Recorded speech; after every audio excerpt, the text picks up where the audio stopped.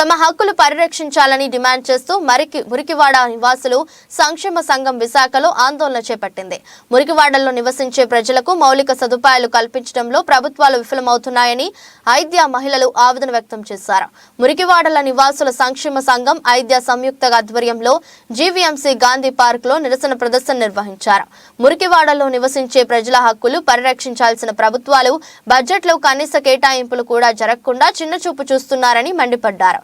GVMC budget సమావేశాలు జరుగుతున్న నేపథ్యంలో మురికివాడ నివాసుల సంక్షేమం కోసం పెద్ద మొత్తంలో బడ్జెట్ కేటాయించాలని, వారి హక్కులను పరిరక్షించాలని డిమాండ్ చేశారు.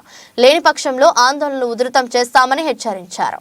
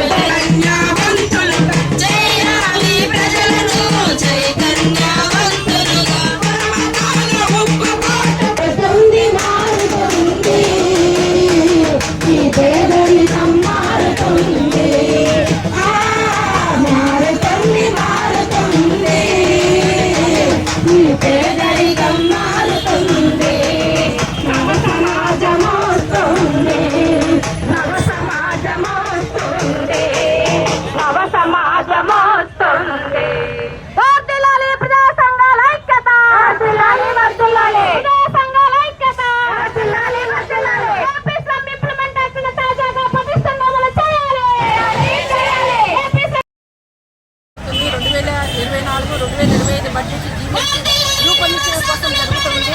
అయితే ఈ బడ్జెట్లో మురికివాడల యొక్క వాటా ఎంత?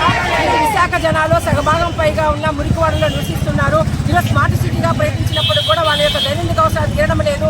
ఎక్కడున్న మురికివాళ్ళు అక్కడ అభివృద్ధి చేస్తామని ప్రకటించింది కానీ, ఎక్కడ క్రమబద్ధీకరణ జీవోలు ఇచ్చింది కానీ, ఒక్క పేదవాళ్ళ యొక్క ఆధీనంలో ఉన్న భూమిని ఎక్కడ కూడా క్రమబద్ధీకరించలేదు. వాటన్నిటి అభ్యంతరకర భూములు అనేవి పెట్టి వాటన్నిటి కూడా అక్కడే పెడుతుంది. ఇదివరకు రేషన్ కార్డు ఉంటే మౌలిక వసతులు ఇచ్చేవాళ్ళు, ఇప్పుడు రేషన్ కార్డుతో లింక్ లేకుండా పన్ను ఉంటే ఇస్తామంటున్నారు. ఈరోజు పన్ను కూడా వాళ్ళు వేయడం లేదు.